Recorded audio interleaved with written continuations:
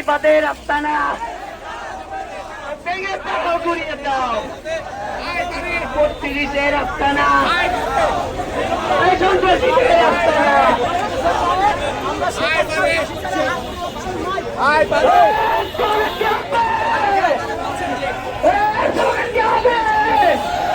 খুলে আসি নাকি কোনো ক্যাপ্টেন